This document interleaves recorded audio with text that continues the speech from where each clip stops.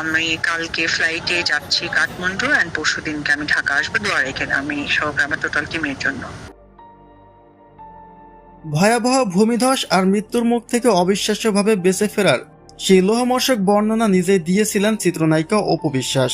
প্রকৃতির এক বিশাল তাণ্ডব কাছ থেকে দেখার পর এখন সবার মনে একটাই বড় প্রশ্ন, নেপাল থেকে ঠিক কবে দেশে ফিরছেন জনপ্রিয় এই নায়িকা। এমন এক ভয়াল ঘটনার মধ্য দিয়ে যাওয়ার পর পরিবার ও স্বজনেরা তো বটেই, পুরো দেশবাসী অধীর আগ্রহে অপেক্ষা করছেন তার নিরাপদ প্রস্থানের জন্য। বিশেষ করে তার একমাত্র পুত্র আব্রাহাম খান জয়, যিনি দুর্যোগের পরই মায়ের খোঁজ নিতে ব্যাকুল হয়ে ভিডিও কল করেছিলেন, তিনিও এখন মায়ের কাছে ফেরার দিন গুনছেন।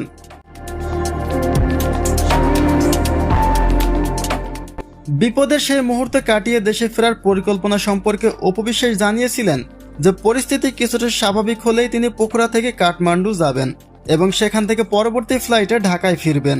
তার সেই বক্তব্য অনুযায়ী নেপাল থেকে তার কাঠমান্ডু যাওয়ার কথা ছিল গতকাল, এবং ঠিক তার পরদিনই অর্থাৎ আজকের এই দিনে তার ঢাকায় পা রাখার কথা। অর্থাৎ সময়ের হিসাব এবং শিডিউল অনুযায়ী আজকের দিনটি হলো অপু বিশ্বাসের দেশে ফেরার নির্ধারিত সময়।